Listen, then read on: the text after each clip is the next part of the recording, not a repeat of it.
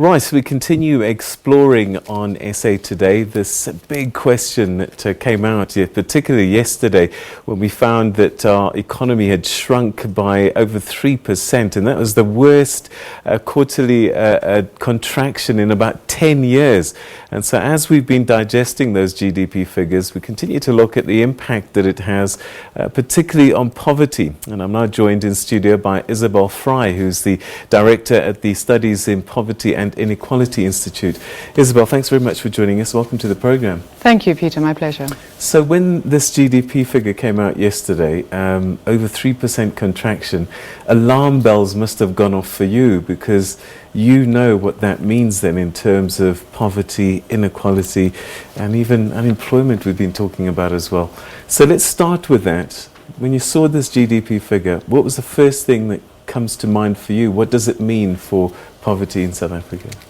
I think one of the main points is that it wasn't unexpected. And if you look at the last quarter's unemployment figures, they were showing a shedding of jobs, which always suggests a slowing down of economic activity. But it was far more severe than most people had expected. So you're right, red flags and alarm bells going off. And the immediate impact, of course, is the future growth as well in terms of consumer confidence, and of course the tax yield. Because government depends on taxes in order to redistribute income to the poor. Where that's not coming through, it means that all the predictions, which were based on 1.2% of growth as predicted by the IMF and correlated by National Treasury, have to be revised and revised downwards.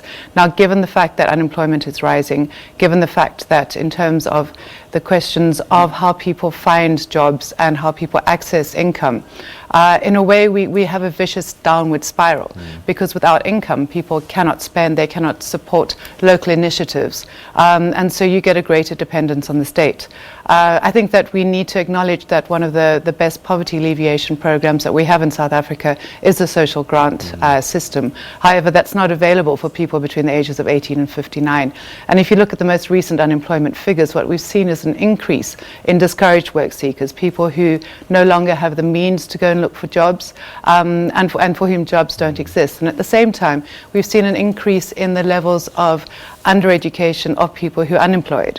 So in a way, the cycles of desperation actually start a lot earlier. The question is, what do we do about it?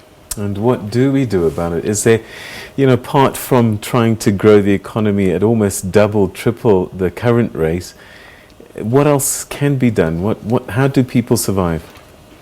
That's a very good question, and one of the things that we advocate at Studies in Poverty and Inequality Institute is to reintroduce the poverty hearings. We had poverty hearings in 1998 and in 2008, and just giving people the opportunity to voice how they do survive.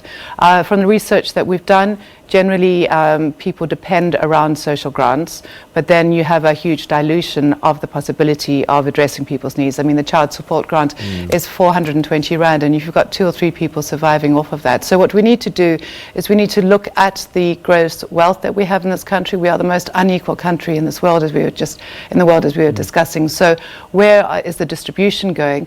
But we also need to look at the long term. So take decisions which are tough.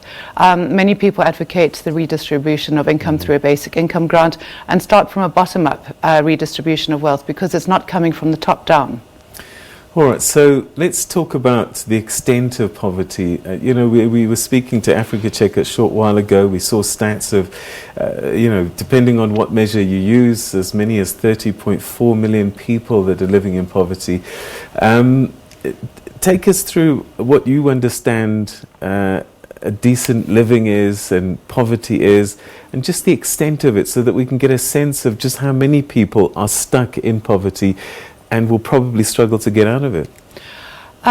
You're right. So there are different measures of poverty. The upper bound poverty line, which comes in at just under 1,200 Rand, has a finding of more than 55.5% of people living below that. I think for me, one of the startling facts is that the food poverty line, which is the lowest poverty line, which measures the amount that someone needs in order to survive. I mean, this is really basic. 1 in 4 South Africans don't meet that. So 1 in 4 South Africans are starving on a daily basis. Research that we've done at Studies in Poverty and Inequality Institute recently came up with a decent standard of living together with the Labour Research Service in Sasbury.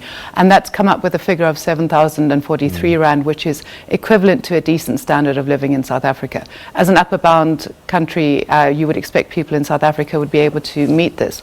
And yet, shockingly, only 3% of South Africans, or 1.7 million people, are able to afford a decent standard of living. So what we need to do is actually take... So let's just get that contextually. So you're saying that only 3% of people on average are earning above 7,000 something Rand a month? That's correct. If you take the expenditure patterns of the Income and Expenditure Survey and find the median of the value that people spent in order, around the decent standard of living, that's the median income per person per month is 7,043 Rand, and that was 2018 prices. So what that means then, and we were talking about tax yields a short while ago, is that a very small percentage of people are contributing most of the tax, and if companies can't do well, then that tax yield shrinks even further. It does have a significant impact on tax yield, but don't forget that everybody pays VAT. And that's one of the things that has affected the poverty levels, is the increase of 1% on VAT last year. I think what we need to be doing is looking at different ways of configuring the ways that we address poverty.